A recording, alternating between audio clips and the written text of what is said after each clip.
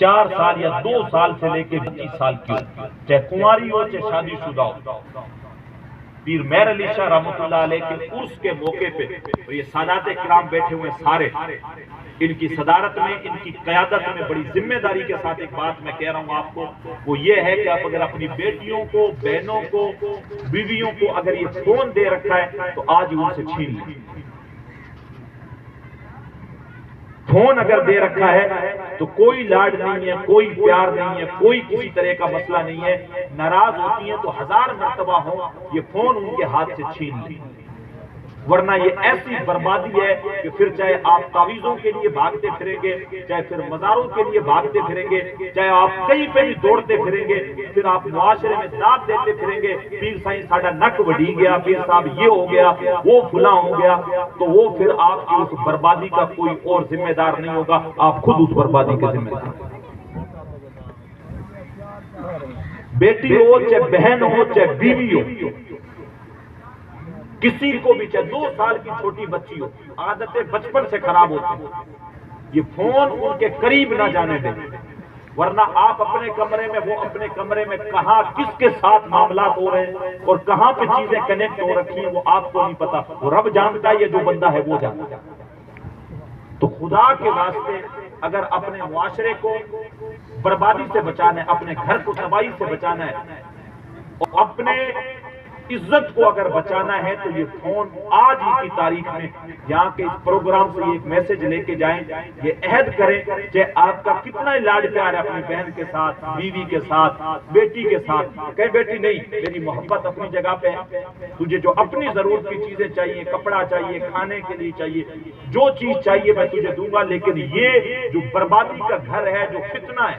جو میرے گھر میں آگ لگا سکتا ہے، جو میرا منہ معاشرے میں کالا کروا سکتا ہے، یہ فون میں تجھے کسی صورت میں نہیں دے سکتے۔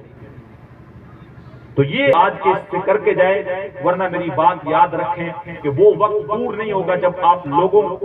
کو جو ہے یہ کہتے ہوئے سنیں گے کہ فلاں کے یہاں ایسا ہو گیا، فلاں کے یہاں ایسا ہو گیا، اور پھر آپ کہیں گے پیر صاحب کچھ دوسرا کرو کہ ساڈا معاملہ صحیح ہو جائے، یا کوئی تعویذ کر دو، یا کوئی جو جھاڑ پھونک کرو، پھر نہ پیر صاحب کو جھاڑ پھونک سے کچھ ہوگا اور نہ کوئی تعویذ سے کچھ ہوگا، کیونکہ وہ بربادی ہو چکی ہوگی، وہ فتنہ پھیل چکا ہوگا، اور وہ معاشرے کے اندر آپ کی عزت جو ہے وہ تار تار ہو جائے۔ تو یہ چیز دھیان رکھیں، اور بچیاں جب نکاح کے قابل ہو جائیں، جب ان کی عمر ہو جائے، کانسٹیٹیوشن کے اعتبار سے 18 سال جو بھی عمر رکھی ہے، کوشش کریں کہ جلدی سے جلدی جو ہے وہ ان کا نکاح کریں،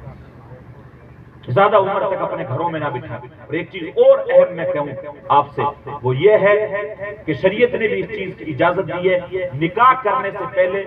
آپ بچی کی بھی اجازت لازمی دیں، ورنہ اپنے ناک کے مسئلے میں زبردستی میں اگر آپ نے زبردست وہ کر دیا تو پھر اس کا نتیجہ یہ ہوتا ہے کہ 6 مہینے کے بعد بچی اپنے گھر پہ بیٹھی ہوتی ہے اور وہ لڑکا کہیں اور ہوتا ہے، اور یہ رشتے 6 مہینے کے بعد پھر خراب ہو جاتے ہیں۔ تو ناک کا مسئلہ نہ رکھ کے شریعت نے جب چھوٹ دی ہے تو آپ ایک مرتبہ بچی سے پوچھ لیں کہ ہم آپ کا رشتہ اس کے ساتھ کر رہے ہیں، آپ کو کیسے لگ رہا ہے، اگر وہ رضامند ہوتی ہے تو آپ اس کا نکاح، اس کی عمر نکاح کے مطابق ہوتے ہی اس کا نکاح کر کے اس کو اپنے سسرال بھیج دیں۔ تو یہ چند باتیں بہت اہم ہیں، ورنہ مسلم معاشرہ جس طریقے سے خراب ہوتا جا رہا ہے، اللہ کی پناہ بربادی دن بدن اور بڑھتی جائے گی۔ سمجھدار لوگ ہیں، داڑھی مونچھ والے لوگ ہیں،